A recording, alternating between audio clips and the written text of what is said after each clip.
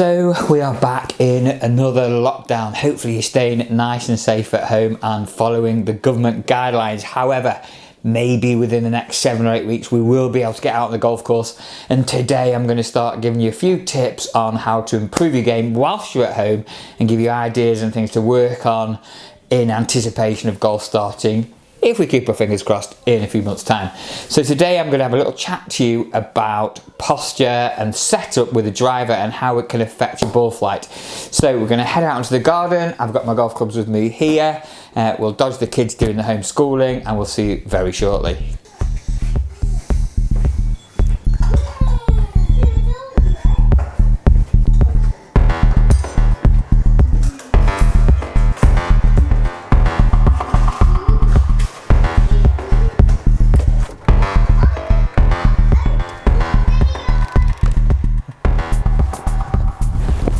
So first of all, if you do subscribe to the channel, thank you very much, really appreciate that. If you don't, give us a subscribe, hit that subscribe button, hit the notifications bell and give us a little thumbs up if this video has helped you. Please also comment below, let me know what other drills and parts of your game you can work on, I can help you with over the next few weeks in the run up to hopefully seeing golf return. It is not pleasant out here. It's sleeting, it's snowing. There's a few different props in the garden compared to when we did these in the summer. There's a couple of sledges over there and there's about 4 or 5 inches of water filled up in the sledges overnight. That's how miserable the weather has been. I don't think we're going to be missing much at the moment. So perfect opportunity to do some work on your game at home in anticipation of golf starting. But I know many of you are covered in snow currently in the UK. I hope you're staying safe over in wherever you're watching this, in any country you're watching this as well. But there's nowhere better to be at the minute than inside, in my opinion.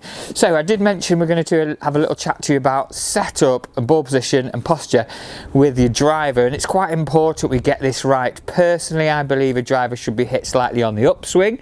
For me, I try and encourage a 3 or 4 degree angle of attack up on the ball, and if you've been fitted for your driver, you want to get around about 14-15 degrees of launch and around about the 2000 spin rate. That'll give you approximately optimal distance, carry and run for your swing speed. Now that may differ, by all means comment below with what your launch angle and spin is. Tell me if there's anything you could possibly do to change yours. I'll explain a little bit about my opinions as to what you should be doing, certainly with ball position, tee peg height as well, and how that can affect your driver, but also how you'd set up to the ball. This is my driver, it's my TaylorMade Sim driver. I've got it set at 9 degrees, and like I mentioned, I like to hit up on the ball. Now when I set up to a golf ball, I've got the ball down here. With an iron shot, I'd have the ball more towards the middle of my stance. We're trying to create a downward blow, a downward angle of attack on the ball, and using the loft of the club head to get the ball airborne. With a driver, we're going to make a slight change to that and have the ball more forward in our stance. And personally, I like to have it just level with my left armpit or on the instep of my left foot. When I'm setting up to that, naturally, you might get a tendency to try and put your club head up to the ball. Now I'd advise against that. What that tends to do, if you move your club head up towards the ball, can you notice how it's just opened my shoulders to the left? So if you do fade the ball and you have an open shoulder position, it's going to encourage a slightly out to in swing path and more likely to fade it even more. So when you do set up to that driver and that ball is forward in your stance, don't feel as though you've got to put the club head right up to the ball. If it's 2 or 3 inches behind the ball, there's no problem at all. Key important part to driver setup, instead of just standing with nice square shoulders, just feel as though you're going to have a slight spine tilt to the right. What that does, if I go from this position and tilt slightly to the right, it allows me to swing on a shallow arc, a shallow path, and hit up on the ball, creating that upward angle of attack. So I'll just demonstrate that from the front.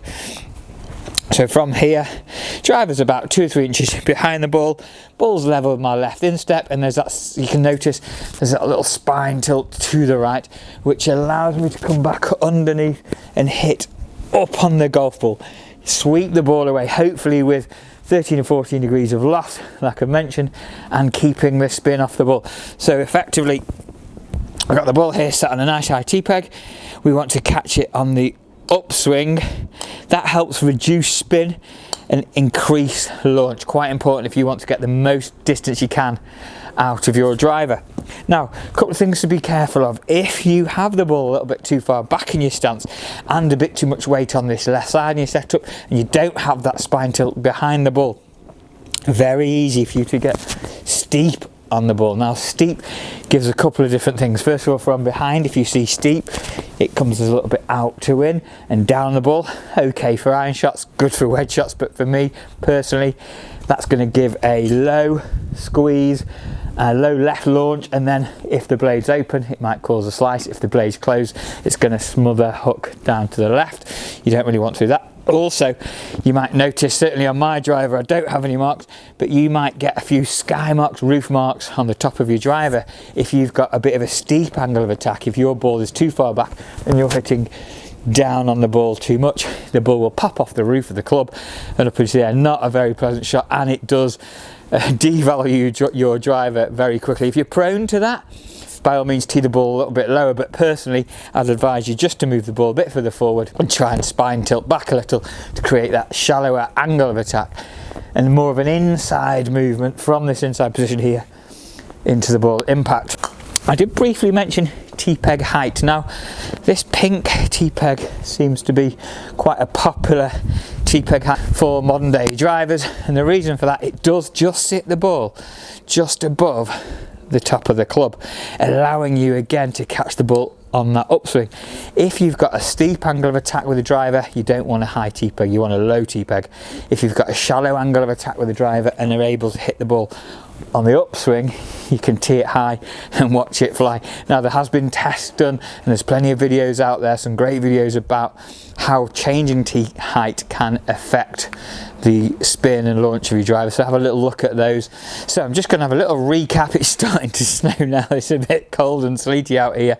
A little recap. First of all, with your driver, when you set up to the ball, have the ball towards your left foot or left instep. I like to have it just level with my left armpit if you like. Slight spine tilt backwards, so tilt this way a little, and that allows that upward swing, the upward angle of attack from behind. Once I've done that spine tilt there, you notice the club can then come from the inside on a shallower arc and allow you to sweep the ball away. Just be careful of the points I've mentioned. If you've got too much weight on your left side, it's hard to do that. Nudge a little bit more weight onto your right side, maybe 60-40 onto your right side, allowing that spine tilt. It is quite different for irons, so I will be covering that in another video. Like I've said, if you have enjoyed this video, give us a little thumbs up. Please comment below and tell me what other things you might like to work on with your golf during this lockdown. In the meantime, stay safe, look after yourselves, look after each other, and we'll see you all very soon. Take care.